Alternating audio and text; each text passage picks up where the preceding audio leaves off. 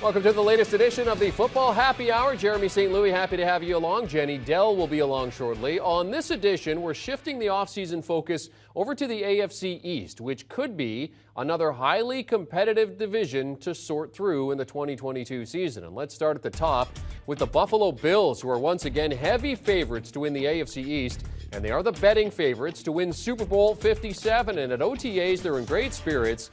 Josh Allen tossing dimes to Stephon Diggs. Big offseason acquisition, Von Miller imparting his wisdom, and the offense has a new coordinator in Ken Dorsey. He replaces Brian Dable, who left to take over fellow AFC East side, the New York Giants. The Bills head into the 2022 season as of right now as the betting favorites to lift the Lombardi Trophy. They are at plus 700, followed by Tampa Bay and Kansas City. Only two of the top six favorites are from the AFC. All right, let's chat about the Bills with CBS Sports NFL writer and reporter Tyler Sullivan. Tyler, after three straight double-digit winning seasons and playoffs in 4 of the past 5 seasons, the Bills know that time is running out to take that final step towards winning that Super Bowl. How do you feel about them at 7-1 to win it this season? Well, it's never all fun to bet the favorite, right? You kind of want to get that sleeper in. You want to feel like you've plucked somebody from obscurity that's going to win it. But if you're ever going to pick one, it's the Buffalo Bills this season at 7-1 to win the Super Bowl. I mean, they have everything imaginable to contend to hoist that Lombardi Trophy in 2022. And they were really able to do it last year, too. I mean, they were 13 seconds away from going to the AFC Championship. It's just that Patrick Mahomes and his greatness got in the way. But make no mistake, the Buffalo Bills have an elite quarterback in Josh Allen. They have an elite defense with Tre'Davious White coming back from the torn ACL. They drafted a cornerback in the first round to go opposite of him. They bring in Von Miller, like you mentioned. They were already the #1 defense in DVOA last season. And then you add the likes of Von Miller. You're bringing back a guy like Tre'Davious White, who's an all-pro, Pro Bowl corner that can shut down opposing passing games. If they have those guys last year, they're going to the AFC Championship. They're taking on the Cincinnati Bengals. And for my money, they're probably beating them and giving the Rams a run for their money. So obviously health issues and acquisition certainly going to help them. Let's talk about that quarterback, Josh Allen. Didn't throw for as many yards last season as he did in 2020. The completion percentage was down. Interceptions were up. He went from 5th most yards to 8th most. But, I mean, we are talking very, very small differences here. So where does Allen rank for you among the league's elite quarterbacks? Yeah, I think we're splitting hairs a little bit, but that's what we're supposed to do with these elite quarterbacks. I mean, again, when you're talking about Patrick Mahomes and Josh Allen, you're really splitting hairs. They're both elite, but I do put Patrick Mahomes ahead of him. Josh Allen, to me, is right there at number 2 if you're rounding out a top 5. Aaron Rodgers, Tom Brady, Justin Herbert, they're all in that elite category that, again, not so much Rodgers and Brady, but specifically Mahomes and Allen and Herbert on the come up, Joe Burrow even. If you're starting a franchise today and you're trying to build it with the quarterback, you're going to Josh Allen pretty quickly in this. I mean, not only is he able to do anything imaginable throwing the football, but better than Patrick Mahomes in this regard, he can run the football. He is a legitimate force out of the backfield with his legs. We've seen that over the course of his career. And I think it's going to be even more interesting next season now. You get a little bit of a different backfield. Obviously, you're bringing back Devin Singletary and Zach Moss, but you did draft Jake Cook, the brother of Dalvin Cook, in the 2nd round of the NFL draft. I do think that you're going to see a little bit more of an offensive attack in that backfield, and I think Josh Allen will certainly be part of that, which again just makes him an elite quarterback. Everything that he can do with his arms, certainly special. Can make every throw imaginable, can throw pretty much 70 yards down the field. But then when you start talking about that threat with his legs, it just makes him almost impossible to defend. Tyler, would you be surprised if he was a guy who was a front runner for an MVP and did have better numbers this year than Patrick Mahomes, given the changes to the Chiefs offense and losing a guy like Tyreek Hill, but with the Bills pretty much standing pat in terms of their offense?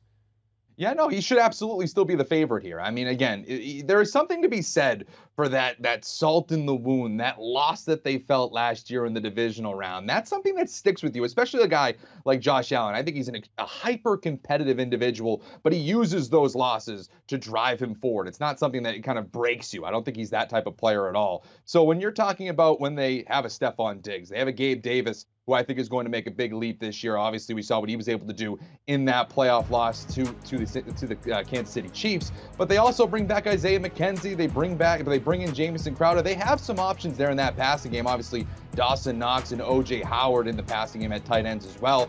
I think he has plenty of weapons at his disposal. He's not in the division like Patrick Mahomes this season, where he's going to be duking it out with the Russell Wilsons, the Herberts, the Derek Carrs. He's going up against Mac Jones and Tua Tagovailoa and Zach Wilson. That's a little bit easier competition in terms of, two opponents every week there in terms of the AFC East. I think it's a much easier road for him to put up some numbers. The big offseason signing for the Bills was on the defensive side of the ball. Linebacker Von Miller coming in, inked to a 6-year, $120 million deal. Miller only played 8 games last season with the Rams, but had 5 sacks, 27 tackles. What does his signing do for this Bills defense? It's an embarrassment of riches. I mean, this team, like I said, this team was already the #1 defense in DVOA a year ago, and then you're adding a guy like Von Miller. I think it's a twofold impact. One, you just look on the field, and it's a legit all-world pass rusher where he is able to get after the quarterback in those crunch time moments. I mean, you look back at last season when you're in those playoff moments, when you're trying to make a stop with 13 seconds left against Kansas City, what helps Josh Allen more than anything imaginable is being able to disrupt the quarterback on the defensive side of the ball. We saw it in Denver over the course of most of his career. We saw it last year, obviously, as a member of the Los Angeles Rams as they were able to win a Super Bowl. He is able to make those timely plays, get after the quarterback, and raise the ceiling of a defense to a championship caliber. And that's kind of where the other portion of this addition comes in. He is a guy that's been there, done that for a franchise that hasn't been there, hasn't done that in its history. So when you have a Von Miller, Super Bowl MVP, 2-time Super Bowl champion, when they get in those moments, Von Miller can calm the storm and say, hey, listen, guys, I've been here before. This is what we need to do. It is possible to go over this mountaintop for a franchise that I think might not feel like they can, even though all the pieces around them say that they can reach that mountaintop and hoist the Lombardi Trophy. So Miller was the marquee acquisition, but they've added mostly on the offensive side of the ball. When you look at the additions, is there an underrated move this offseason that you think could put the Bills over the top? Yeah, I think it's Jameson Crowder. And I've said this a couple of times. I think I've said it on HQ. I think I've said it on Pick 6. I think that Jameson Crowder is the most underrated signing in the AFC. What he's been able to do as a member of the New York Jets, and we all know the quarterback history with New York, whether it's Sam Darnold, Joe Flacco, a rookie in Zach Wilson last year. You look at what Jameson Crowder has been able to put up.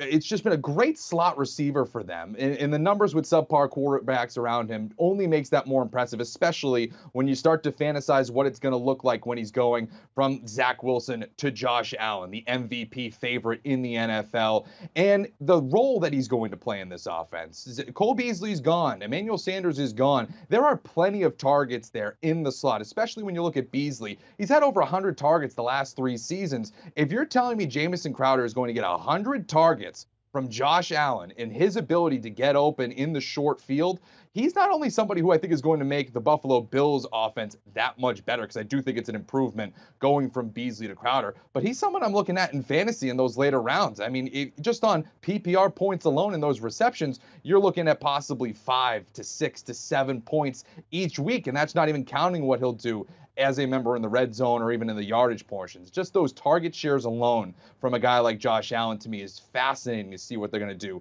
with Jameson Crowder. And as you mentioned, O.J. Howard added as well, which certainly gives him another weapon at the tight end position. Okay, what about on the other side of that coin? What move have they made that has you kind of scratching your head?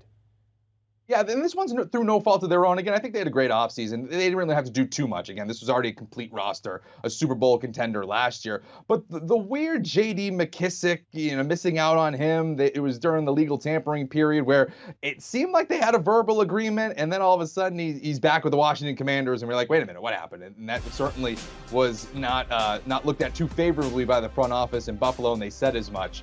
But ultimately, I think that is one where I think you might regret not trying to really hammer that home. Again, through no fault of their own, but something that I think that they should have looked at there, because now they bring in Duke Johnson, and again, veteran guy, veteran pass catching back, but not to the level of J.D. McKissick, who again, very similar to Jameson Crowder, would be going from subpar quarterbacks throughout his time in Washington to now with Josh Allen. I think that combo is a receiving back in that backfield on top of Devin Singletary and Zach Moss. That is something that I thought would have been fascinating to see unfold. They did draft James Cook, so if he's anything like his brother, that really won't mean much that they miss out on J.D. McKissick. But again, that one, I think it would have been something that we're going to look back at and say, man, If they had a weapon like that, a pass catcher like that for Josh Allen, the sky's the limit even more than it already is.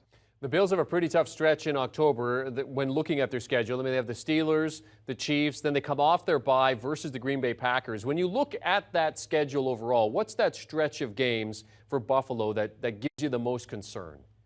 Yeah, I think you hit the nail on the head there. I think it's right out of the gate in that first 6 weeks, kind of leading into the bye. 4 of those games are on the road, including week 1, the season opener in Los Angeles against the Rams. Historically, that is a really tough spot for a visitor. When you look at it against the spread or straight up, the home team rides that adrenaline of seeing the banner unveiled, the juice of that championship from a year ago, ready to defend their title. That is something that really is a factor in these games. You go back, I think, like 20 years. I think they're like 18-3 or something like that, straight up, in terms of the home teams, the defending Super Bowl champions in those games. So that's a tough spot there for Buffalo to be put in. But then even you go a little bit further there. You're facing a Titans team that was the #1 seed a year ago. We don't know what the Dolphins will look like next year with Tua Tagovailoa surrounded with all these weapons, but you are playing in Miami, which is always a little bit tricky when you look at that weather. The Ravens will be back, especially when you're going on the road and facing them in Baltimore. The Steelers, they should be able to get a win there. Again, the quarterback situation is still up in the air with Kenny Pickett and Mitchell Trubisky, but that defense will certainly give Josh Allen headaches throughout the course of that afternoon. And then, of course, going to Kansas City, no one really ever wants to do that. So that first chunk there is extremely difficult. And like you said, I know they have the bye, but then they face the Green Bay Packers there too. So that first 6 to 8 weeks, including the bye, which is a poorly placed bye for them too, that is a tough draw for them right out of the gate. So based on that schedule, give us a record in terms of a prediction for the Bills this season. I think they go 13-4. And again, I think that might be good enough for them to win the #1 seed in the conference. And we referenced it a little bit. That first kind of chunk there is where I think they lose a large portion of those games. I think that Rams game is going to be difficult. I think that the Chiefs game in Kansas City is going to be difficult. I think the Packers on Sunday Night Football is going to be difficult. Even later on in Week 17, when they go to Cincinnati to face the Bengals on Monday Night Football, those are all very losable games for them. So I'll put those games as losses for them, as 4 losses. But again, they could win those. Maybe you lose one to the Patriots or other division rival. You kind of fall one there. But I think 13-4 overall is where you find the Buffalo Bills this season. Okay, so we know they're 7-1 to win the Super Bowl. -180, you see the odds there to win the division. +360 to win the AFC. When you look at the futures market, I mean, what bet are you chasing? Are you going for a team bet or are you looking at a player prop?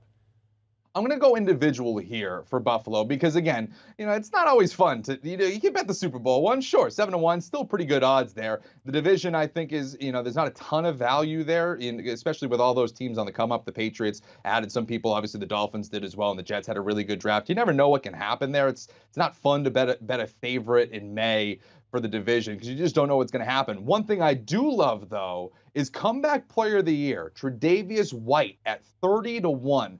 For me, that makes more sense than a couple of those other guys that we see that have even worse odds than that. Like, for instance, Deshaun Watson is 7-1 to win comeback player of the year. That makes absolutely no sense to me whatsoever. I don't think he's going to get a single vote in that regard. Meanwhile, Tre'Davious White, an all-pro, former all-pro corner, Pro Bowl corner. He tore his ACL last season. If he comes back and plays out of the gate in Week 1 and is the leader of this defense in that secondary that was already a top-flight unit in the NFL a year ago, you're looking at somebody who could easily cash on this prop. And again, it's a little bit of a long shot at 30-1. But again, you look at this list a little bit, and there are guys that just make absolutely no sense. Like Derrick Henry, he's the favorite. He returned last year. He played last season. He returned. He already came back. I don't know what we're talking about here. And again, Deshaun Watson, that makes no sense to me either. I would much rather do a long shot in Tre'Davious White for comeback player of the year here more than most of the other on the board. Yeah, cashed nicely at 30-1. He is CBS Sports NFL writer, reporter Tyler Sullivan talking about the Buffalo Bills in the AFC East as we get rolling here on the Football Happy Hour. Here are the notable odds for the Bills this season. Speaking of that futures market, their win total set at 11.5. Tyler thinks 13-4 is actually a good number for them. That's what he's pitching them at. -180 to win the division, +360 to win the conference, 7-1 to win the Super Bowl. And if you like Josh Allen to be the MVP, all the weapons are in place. Allen also 7-1 to take the top honor for players in the NFL. Well, we're not done with Tyler or the AFC. Do you want a sports network that delivers everything that matters about the game? The highlights, the picks, the instant analysis, no yelling, no fake debates, no politics. Hit the subscribe button and never miss a moment.